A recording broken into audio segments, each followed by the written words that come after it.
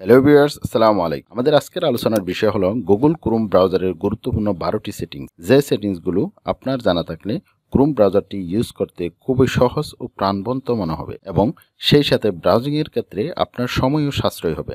Viewers, এরকম informative video প্রতিনিয়তই আমাদের এই চ্যানেলে আপলোড হয়।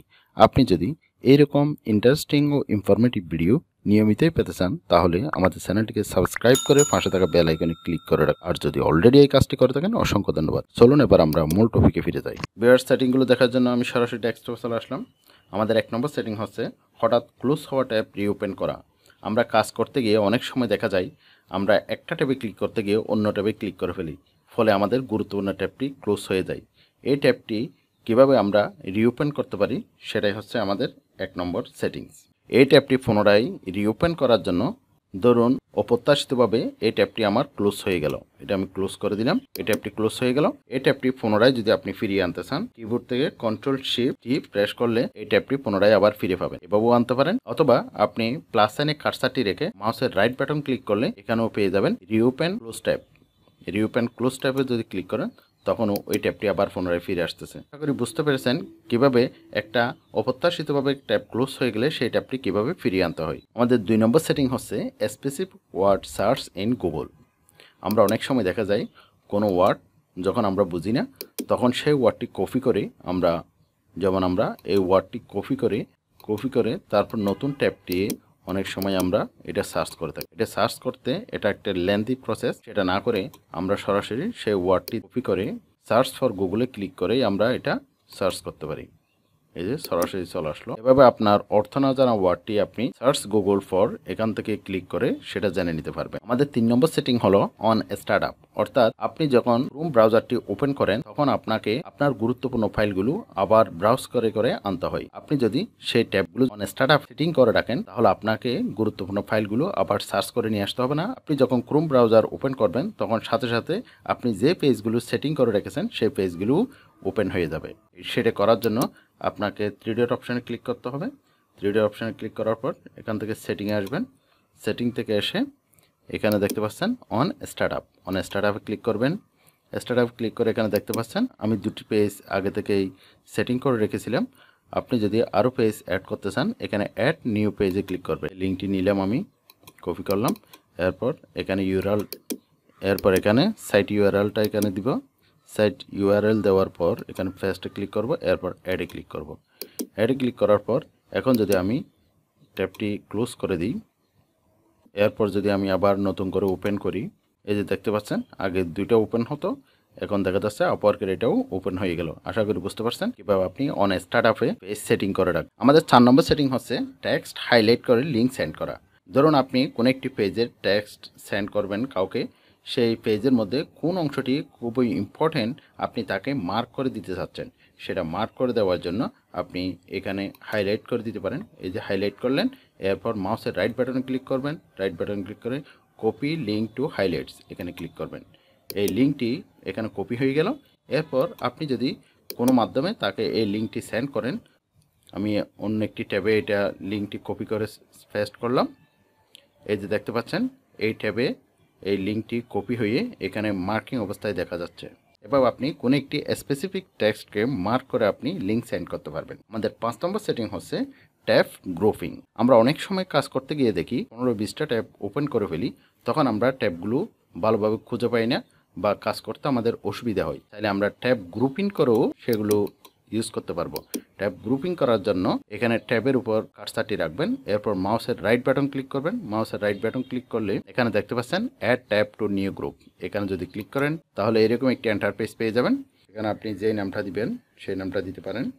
যেমন আমি একটা নাম দিচ্ছি, ফেসবুক দিয়ে দিলাম, এরপর ট্যাব টু নিউ গ্রুপ, আর একটি ট্যাব চাচ্ছি, এখানে আবার ক্লিক করবেন। ক্লিক করে এখানে আপনি যে কোনো একটি পেজ নিয়ে আসতে পারেন। যেমন আমি এটা নিয়ে আসলাম, আপওয়ার্কেরটা নিয়ে আসলাম। তাহলে এখানে মেইন ইন্টারফেস হচ্ছে ফেসবুক। এখানে যদি আপনি ক্লিক করেন এই 2টি পেজ এখানে ভিতরে ঢুকে যাবে। এই যে এখানে ক্লিক করলাম, এটা এখানে চলে আসলো। আপনি এখানে ক্লিক করলে এই পেজগুলোকে ওপেন করতে পারবেন। আবার যদি এখানে ক্লিক করেন এগুলো মিনিমাইজ করতে পারবেন। এভাবে আপনি অনেকগুলো পেজ একটা গ্রুপের মধ্যে ওপেন করে আপনি গ্রুপিং অবস্থায় এভাবে ট্যাব ওপেন করতে পারবেন, আবার এখানে মিনিমাইজ করতে পারবেন। আমাদের 6 নম্বর সেটিং হলো সিনক্রোনাইজিং বাটন অন। ধরুন আপনি রাতের বেলায় ডেস্কটপের মধ্যে অনেক কিছু গুরুত্বপূর্ণ ফাইল ব্রাউজ করেছেন, আপনি যদি সিনক্রোনাইজ বাটন অন করে রাখেন সেই ব্রাউজিং অপশনগুলো আপনি পরবর্তীতে আপনি অ্যান্ড্রয়েড ফোন থেকেও ওই ইমেল দিয়ে যদি আপনি অ্যান্ড্রয়েড ফোনটি লগ ইন করে রাখেন, পরবর্তীতে মোবাইল থেকেও সেই অপশনগুলো পেয়ে যাবেন সহজেই। সিনক্রোনাইজিং করার জন্য আপনাকে এখানে ক্লিক করতে হবে, জিমেলটা দিয়ে আপনি নেক্সটে ক্লিক করবেন। এভাবে এখান থেকে যদি আপনি লগ ইন করে ফেলেন তাহলে আপনার সিনক্রোনাইজিং বাটন অন হয়ে যাবে। এখানে আপনি যত কিছু ব্রাউজ করেছেন সব কিছু ব্রাউজিং অপশন আপনি অ্যান্ড্রয়েড ফোনেই পেয়ে যাবেন। এভাবে আপনি আপনার ডেস্কটপ মোডটি সিনক্রোনাইজিং করে রাখতে পারেন। আমাদের 7 নম্বর সেটিং হচ্ছে ফেস কাস্টমাইজেশন। গুগল ক্রোম কর্তৃপক্ষ ফেস কাস্টমাইজেশন করার জন্য এখানে একটি অপশন দিয়েছে, এই যে নিচের দিকে এই যে ফেস কাস্টমাইজেশন, এখানে ক্লিক করবেন ফেস কাস্টমাইজেশন করার জন্য। এখানে অনেকগুলো ফিচার দেখতে পাচ্ছেন, আপনি এখান থেকে যে কোনো একটি ফিচার নিতে পারেন। এটা যদি ক্লিক করেন তাহলে ফেস কাস্টমাইজ হয়ে যাচ্ছে, ওইভাবেই হয়ে যাচ্ছে। আর যদি আপনি এটা ক্লিক করেন ওইভাবেই হচ্ছে। এই যে এখানে কালার দিতে পারবেন, এই যে কালারগুলো আপনি এখান থেকে চুজ করতে পারবেন। এই যে কালারগুলো দিলেন, এই চেঞ্জ হয়ে গেল। আমি যদি এই ফিচারে নিয়ে যেতে চাই, এই যে আমি আবার অন্য একটি ফিচারে চলে আসলাম। এই যে এভাবে আপনি ফেস কাস্টমাইজেশন করতে পারবেন। আমাদের 8 নম্বর সেটিং হচ্ছে হাঙ্গ্রি ট্যাব ক্লোজ করা। অনেক আগে থেকে ক্রোম ব্রাউজারের একটি বড় দুর্নাম আছে, ক্রোম ব্রাউজার অনেক র্যাম দখল করা আছে, যার কারণে আপনার কম্পিউটার স্লো হয়ে গেছে।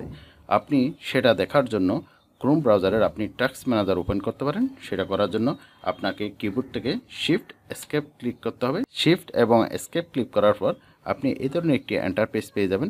এখান থেকে আপনি যে ভিডিও কিংবা ওয়েবসাইটটি আপনার বেশি পরিমাণ র্যাম দখল করা আছে সেটা চাইলে আপনি এখান থেকে ক্লোজ করে কম্পিউটারকে আবার ফ্রি করে ফেলতে পারবেন। এভাবে আপনি আপনার কম্পিউটারের স্পিড বাড়িয়ে নিতে পারেন। আশা করি ফিচারটি আপনাদের অনেক উপকার আসবে। আমাদের 9 নম্বর সেটিং হচ্ছে আইকন শর্টকাট। সাধারণত আমরা যে প্ল্যাটফর্মটি ইউজ করি সেটা আমরা শর্টকাট বাটনে পেতে চাই। আমি যদি এখানে ইউটিউব অপশনটিকে আমি যদি শর্টকাট মোডে আনতে চাই তাহলে এখানে আমাকে ইউটিউবের উপর ক্লিক করতে হবে। ইউটিউবের উপর ক্লিক করলাম, এরপর এখানে দেখতে পাচ্ছেন 3 ডট অপশন, 3 ডট অপশনে ক্লিক করবেন।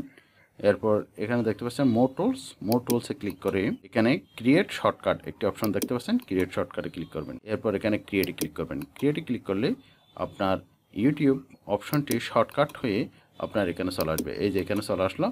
এর পরবর্তীতে আপনি এখানে ইউটিউবে ক্লিক করে আপনি সরাসরি ইউটিউবে এন্টার করতে পারবেন। আশা করি আপনারা বিষয়টি বুঝতে পেরেছেন। আমাদের 10 নম্বর সেটিং হচ্ছে ট্যাব সুইচ। আমরা অনেক সময় কাজ করার সময় এখানে দেখা যায় আমরা মাউস দিয়ে ক্লিক করে করে একটা ট্যাব থেকে আরেকটা ট্যাবে এভাবে আসি। সেটা না করে আমরা কম্পিউটার কিবোর্ড থেকে কন্ট্রোল বাটন প্রেস করে ট্যাবে যদি ক্লিক করি, আমরা যতবার ট্যাবে ক্লিক করি ততবার একটা ট্যাব থেকে আরেকটা ট্যাবে ক্রমধারে সুইচ হতে থাকবে। এভাবে আপনি ট্যাব সুইচ ফিচারটি ইউজ করতে পারবেন। আমাদের 11 নম্বর সেটিং হচ্ছে ব্রাউজিং হিস্ট্রি ডিলেট। আপনি সারাদিন, সপ্তাহ কিংবা মাসের মধ্যে যতগুলো ব্রাউজিং করেছেন সবগুলো information Google Chrome browser save করে রাখে। সেই ইনফরমেশনগুলো যদি আপনি ডিলিট করে দিতে চান তাহলে আপনি ডিলিট করে ফেলতে পারবেন। সেই সাথে আপনার ব্রাউজিং স্পিডও বেড়ে যাবে। সেটা করার জন্য আপনাকে কিবোর্ড থেকে কন্ট্রোল এইচ বাটন প্রেস করতে হবে। আমি কন্ট্রোল এইচ বাটন প্রেস করলাম, এই ধরনের একটি ইন্টারফেস পেয়ে যাবেন। যে ফিচারটি র্যাম বেশি দখল করা আছে সেই ফিচারটি আপনি এখান থেকে ডিলিট করে দিতে পারবেন। এভাবেও আপনি আসতে পারেন। আর একটা সিস্টেম আছে, এখান থেকে এই যে 3 ডট অপশন দেখতেছেন, 3 ডট অপশানে ক্লিক করবেন, এরপর হিস্ট্রিতে ক্লিক করবেন। হিস্ট্রিতে ক্লিক করে এখান থেকেও আপনি ডিলিট করতে পারবেন। এগুলো হচ্ছে লেন্দি প্রসেস। আর একটা শর্টকাট প্রসেস হচ্ছে control shift delete button press করে ডিলিটে প্রেস করলে আপনি এই ধরনের একটি ইন্টারফেস পেয়ে যাবেন। এখানে দেখতে পাচ্ছেন লাস্ট আওয়ারে যেগুলো আপনি ব্রাউজিং করেছেন সেই ব্রাউজিংগুলো এখান থেকে ক্লিয়ার ডাটায় ক্লিক করে আপনি ডিলিট করে দিতে পারবেন। আবার চাইলে আপনি 24 আওয়ার্সে যতগুলো ব্রাউজিং করেছেন, লাস্ট 7 ডেজ, লাস্ট 4 উইকস অথবা অল টাইম এখানে সিলেক্ট করে আপনি যদি ক্লিয়ার ডাটাতে ক্লিক করেন তাহলে এই ডাটাগুলো ক্লিয়ার হয়ে যাবে। আমাদের last and final 12 number setting হচ্ছে ইমেজ টেস্ট বা সিমিলার ইমেজ কোথাও ইউজ করা হয়েছে কিনা তা যাচাই করা। ধরুন আপনি কোনো ইমেজ ইউজ করতেছেন আপনার ভিডিও কিংবা ফেসবুক পোস্টের মধ্যে ওই ইমেজটি আগে কোথাও ইউজ করা হয়েছে কিনা সেটা যাচাই করার জন্য আপনি ইমেজ টেস্ট করতে পারেন। সেটা করার জন্য ক্রোম ব্রাউজারে একটা ফিচার রয়েছে, যেমন এখানে দেখতে পাচ্ছেন নতুন ট্যাব নিলে এখানে ইমেজ নামক একটি অপশন, এই যে ইমেজে ক্লিক করবেন। এরপর এখানে ক্যামেরার অপশনে ক্লিক করবেন। এখানে আপনি ইমেজের ইউআরএল দিয়েও সেটা সার্চ করতে পারবেন অথবা সরাসরি ইমেজ দিয়েও সার্চ করতে পারবেন। আমি ইমেজ দিয়ে সার্চ করতেছি। এই যে আমি এই ইমেজটা দিলাম, আমার ইমেজটি দেখতে পাচ্ছেন এখানে আমার ইমেজের মতো আর কোনো ইমেজ শো করেনি। তার কারণ হচ্ছে আমি ইমেজটি ওয়েট হাইট চেঞ্জ করে কাস্টমাইজ করে নিয়েছিলাম, সেজন্য এই ইমেজটি সরাসরি কোথাও আপলোড অবস্থায় নেই। এই সাইজের 475x525 এই সাইজের ইমেজটি এখানে কোথাও আপলোড করা নেই, সেজন্য এটা শো করেনি। এবার আমরা দেখব আরেকটি ইমেজ নিব। সরাসরি যদি আমরা ডাউনলোড করি একটা ইমেজ, এখান থেকে আমরা যে কোনো একটা ইমেজ ডাউনলোড করব।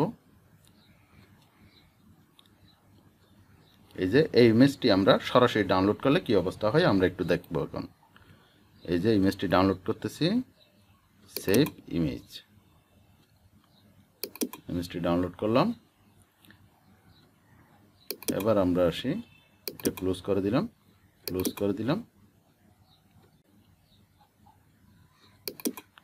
এবার যদি আমরা যাই, ইমেজে ক্লিক করলাম, ক্যামেরাতে ক্লিক করলাম, এরপর ইমেজটি আমরা এখানে আপলোড করব। এই যে এই ইমেজটি আপলোড করলাম, ইমেজটি আপলোড হলো।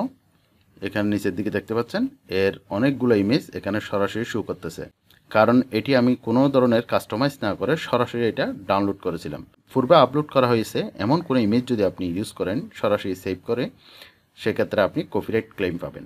এজন্য যে কোনো ধরনের ইমেজ ইউজ করার ক্ষেত্রে আপনাকে অবশ্যই কাস্টমাইজ করে নিতে হবে। আশা করি বিষয়টা ভালোভাবে বুঝতে পারছেন। ভিউয়ার্স, এই ছিল আজকের ভিডিওটি ভালো লাগলে অবশ্যই একটি লাইক দিয়ে চ্যানেলটি সাবস্ক্রাইব করে রাখবেন, যাতে আমাদের নিত্য নতুন আপডেট খুব সহজে পেয়ে যেতে পারেন। দেখা হবে পরের কোনো ভিডিওতে, সে পর্যন্ত ভালো থাকুন। আল্লাহ হাফেজ।